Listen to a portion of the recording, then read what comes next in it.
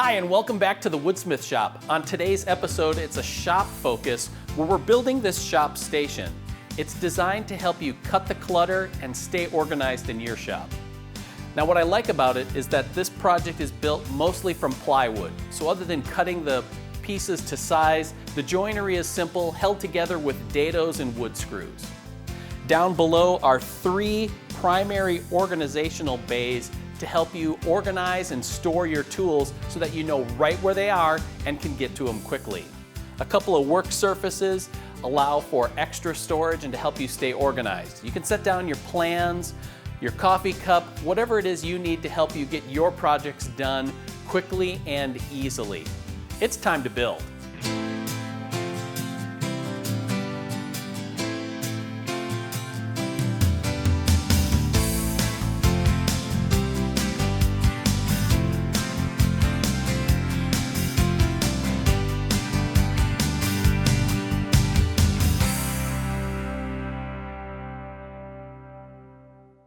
Well, today's project is a shop organizer, and it's a fantastic project because there's not one of us that couldn't use a little organization in our shops. This thing has drawers, it's got pockets, it's got cubbies, it's got places to put portable power tools. It'll really help make your shop organized and easier to work in. And it's a great project because it's just the right size. It's complex enough to hold your attention, and if you're a seasoned woodworker, it'll still be a fun project, but it's easy enough that it's a great entryway into woodworking. All the joinery of this project is easy to manage. It's going to be dadoes that the ends of our parts slide into, and then we reinforce that with glue and some screws. So fast construction, but strong construction. I've got all my parts pre-cut here. I've got the ends, I've got the top shelving, I've got the lower shelving, and I've got some various dividers here. So with all the parts cut, we're ready to go. Now I'm going to use a table saw to cut all of these dadoes, but you don't have to.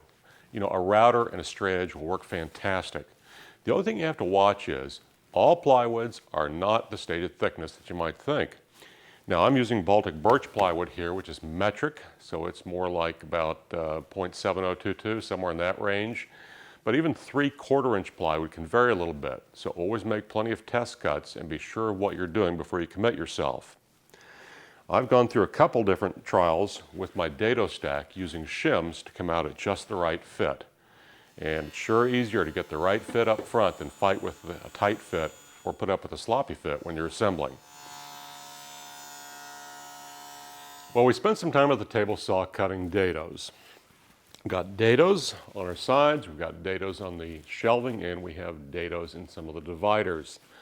Now it is time to turn our attention to cutting a profile on the 2 sides. This profile is going to create kind of a hutch-like situation with our lower portion of our shop organizer. That's going to give a nice shelf to set things on, make it a little bit easier to use. This upper portion is the same width as the upper unit of the 2-piece combination. So it's going to be slick and turn out really nice with the top unit flowing into the bottom. Now to make this cut, I've drilled a 1/2 inch hole right where my 2 lines intersect, and that's going to form a nice transition, and it gives me an ending point for my saw to terminate the cut into.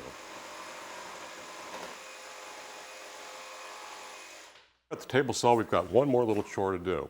I need to cut a rabbet on the back inside edge of our 2 sides, and that rabbet will later house a piece of 1/4 inch plywood to finish off the back of our cabinet.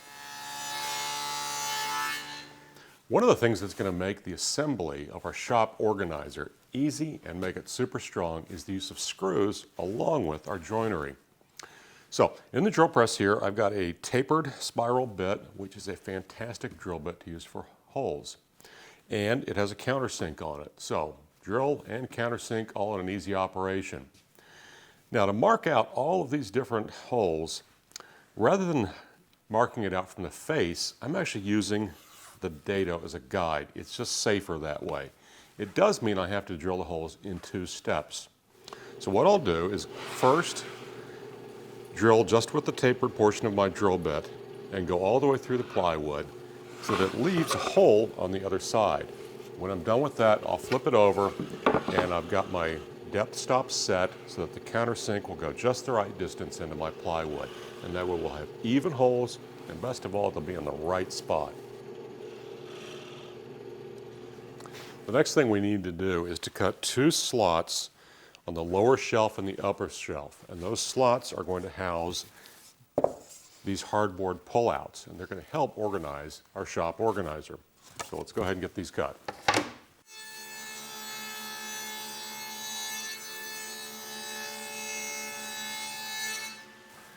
One of the great things about the shop organizer is that it has designated spots for cordless power tools. What I'm working on right now is the drill shelf. There's going to be 3 slots cut into it, and each of these slots will be a home for a cordless drill. Now, the slots start by drilling an 1.5 inch hole at the root of each slot. When I've done that, I'll use my jigsaw and cut out the remaining waste. Now, on the lower shelf of the main unit that we're working on, there's also 2 slots, one for a cordless circular saw and one for a jigsaw. They're going to be dimensioned a little bit differently, but they're made essentially the same way. Well, lots of cutting dados, lots of drilling, lots of jigsawing, but we are finally here at the point where we're going to start gluing things up. Now, the easiest way to tackle this glue up is to go ahead and assemble the top shelves and the dividers. Then I'm going to assemble the lower shelves with the 2 vertical dividers and the shelf for the drills. And finally, we'll cap the whole thing off with the 2 ends. So let's go ahead and get started. I've got a box full of 1.25 inch, number 8 screws. These are sort of a self-drilling style, which will be perfect. And a glue bottle, and we're ready to go.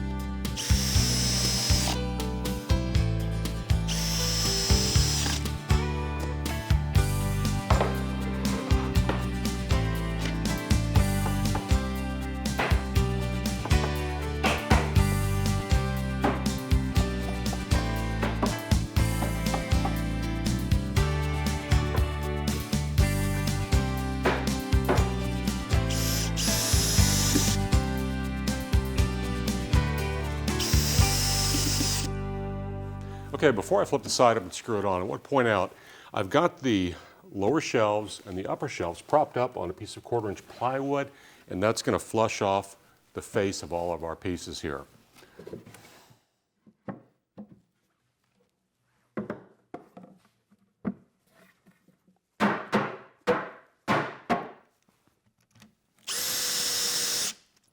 Well, the last parts to complete the carcass of our project is going to be to add a 1/4 inch plywood back, and then we're going to cap that back with 2 cleats.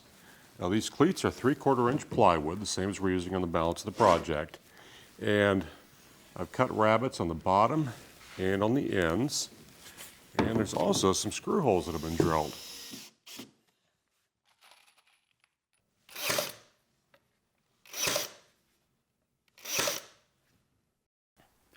Chris did a great job of diving into the nuts and bolts of constructing this lower section of our shop organizer. However, I want to just take a little step back and talk about kind of the philosophy behind what's going on here and show some ways that you might want to deviate from the plans here depending on the tools and the things that you're going to store here. Now, what you'll notice structurally is that this lower piece has 3 equal-sized components. Now, we've divided them up into a specific purpose, but depending on your tools, you could incorporate 1 or more of these or leave them out altogether. So let's start over here at this far end. Now, Chris talked about it when he was making it, but the base of our piece here has these long, deep slots, and that's to hold a couple of cutting tools. The first is a jigsaw. Now, a jigsaw usually has the blade protruding out the bottom, and you want to be able to store it easily, and that's what this short slot is for. You can just slide it into place, park it there, and the blade isn't going to get damaged. Same thing goes for a circular saw where the blade and the blade guard are sticking down below the base of the tool as well. You can just slide the saw in place. It's ready to go, really easy to get at. Now we'll move on to the middle section where you remember Chris added this divider panel that has more slots in it that are a little wider, and these are for putting in your cordless drill drivers and some of your other tools that would kind of fit in there as well. Now this third compartment is another flexible option that you can include. Just as a couple of dados that were cut in both the bottom and then this middle divider piece here. What these are for are hardboard dividers that slide into place. You could put 2 of them in there. You can slide like some of your cordless nailers or some of the narrower tools or supplies. You know, saw blades would fit in there really well for your table saw, things like that. The nice thing is these aren't meant to be glued in place. So you can mix and match how many of them you want to have in here. So if you had one narrow tool, you could just slide that in place, something a little bulkier, have a little bit more options. Feel free to add more if you want to increase the amount of space that you have there for even smaller items. So what we're going to do now is add a little cutout detail to the front of these hardboard dividers just to have a little better access to the contents inside. So let me show you how that works. All right, so for these dividers, what I want to do is make a cutout along the front edge, like I said. So in order to do that, I've laid out a set of stop lines at the top and bottom for a convex transition. Then there's another set of lines here for a concave transition to the cutout itself. It sounds a little confusing, but see what we got going on here. We're going to have a round profile here to eliminate a sharp corner, so you're not going to bang your knuckles on it. And then we're going to blend that into another radius, concave radius, to go into the cutout. The way I'm doing that is using a set of circle templates. You can pick these up at art supply stores. They're really handy for drawing in circles, a lot easier sometimes than using a compass.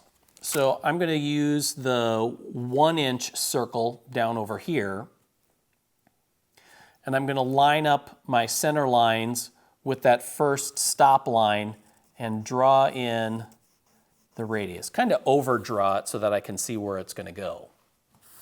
For the larger radius, I have a bigger one here,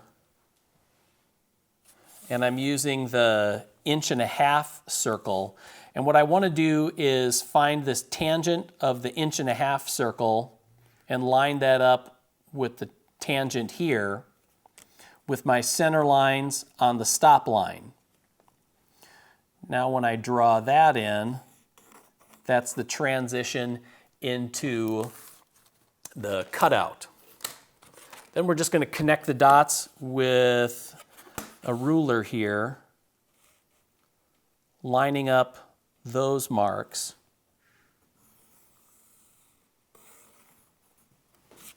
All right, now if we do some erasing just to clear up the lines,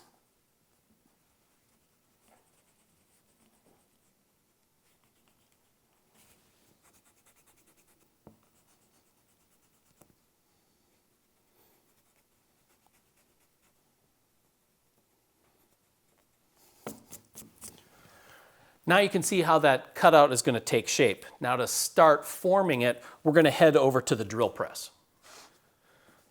Drill press might seem like a weird tool to be talking about shaping parts, but it actually comes in really handy for cutting an inside radius. So rather than use a saw or whatever to try and shape and then have to smooth out that curve, what I'm going to use is a drill bit instead. So I have a 1.5-inch Forstner bit installed in the drill press, and I've set it up with the fence and a stop block here to register the part exactly where I need it to be. So when I come down with the bit, it's going to follow that curve that I laid out. To get the other side, all I have to do is flip it upside down, and then we'll connect the dots later over at the bandsaw.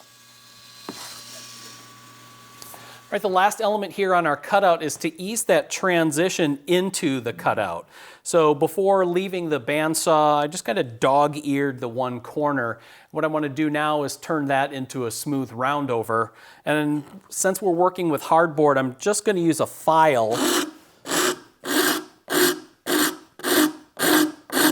Following along and just rotating it as we make some strokes to ease that into the corner that I'm looking for.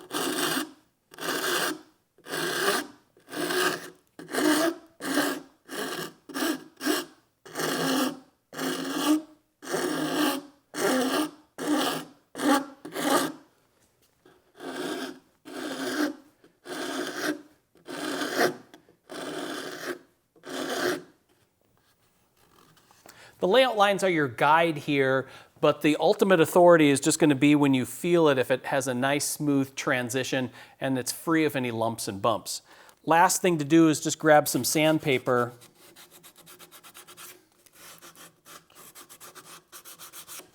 and kind of grind away some of those little fuzzies that are left over.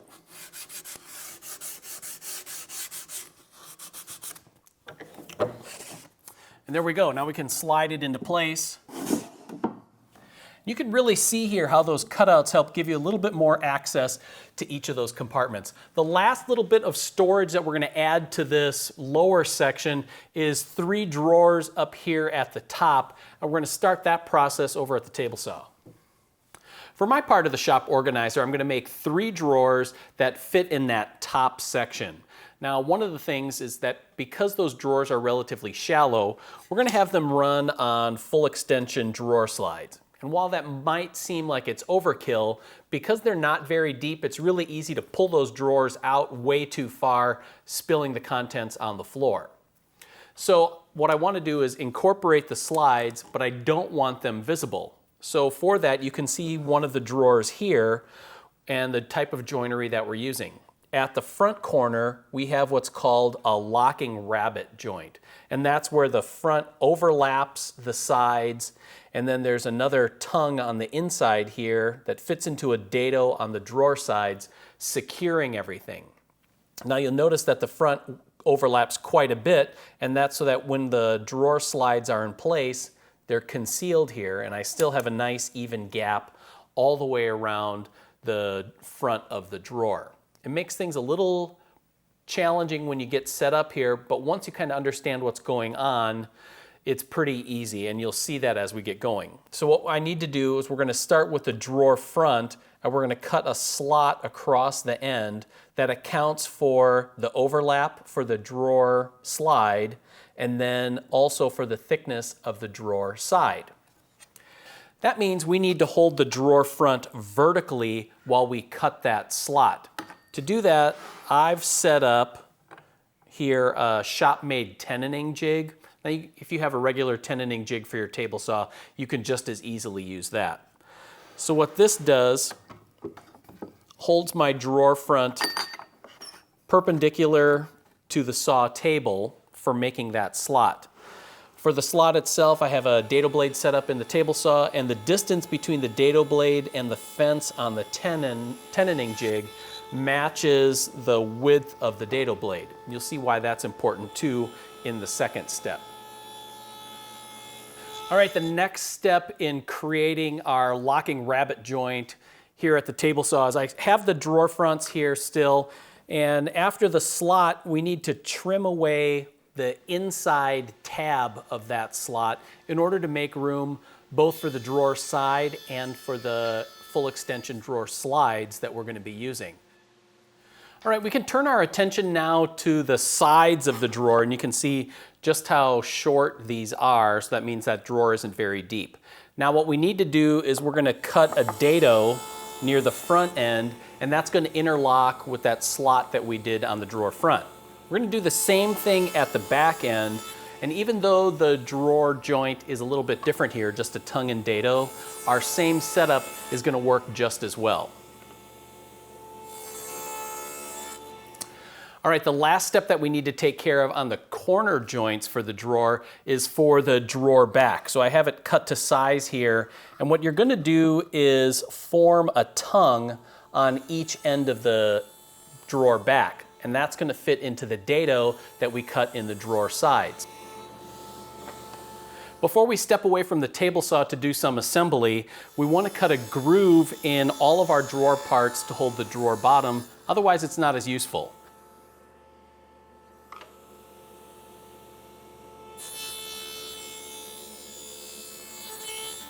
All right, we're ready to install the drawers here in the top of the case. Now, one thing that's not obvious with full extension slides like this is that even though they have these 3 segments here, it actually comes apart. So there's a lever on the inside, and if I depress that lever and pull it out, it separates the drawer slide into 2 components. This bigger piece gets installed on the inside of the case. So you can just line it up and put it in there. The smaller section you can use to install onto the drawer side. So you have the 2 separate components, and then you just click them together and you're all set. It eliminates a lot of fumbling in putting the slides in place.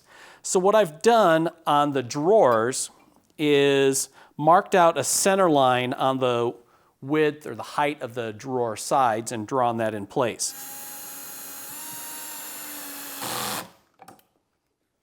I've also made a mark on the inside of the case that shows me the setback for where I want the front edge of that slide to be when I install it.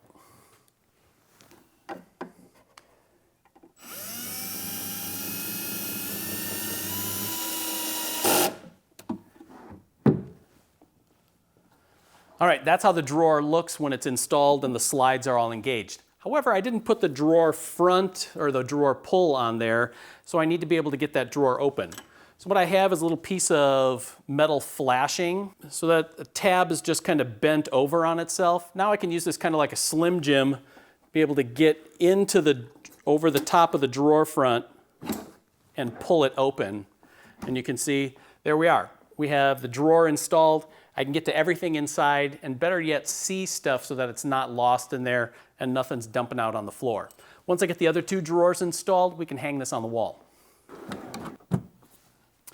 Adding the drawers to our shop station really are great for adding another layer of storage and organization.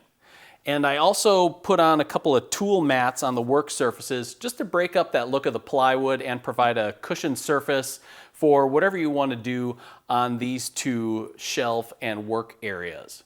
Now, speaking of layers of storage, this project includes another component, and it's this upper wall cabinet unit. And you can see that there are a variety of storage options up there as well. A couple of adjustable shelves and a center compartment that we added a slot to be able to store a router, and you can still leave the bit installed, much like we did with the jigsaw and the circular saw unit down below. If you're ready to upgrade your workshop, this shop station might be just the project you're looking for. And then we'll meet right back here to build another great project in the Woodsmith shop.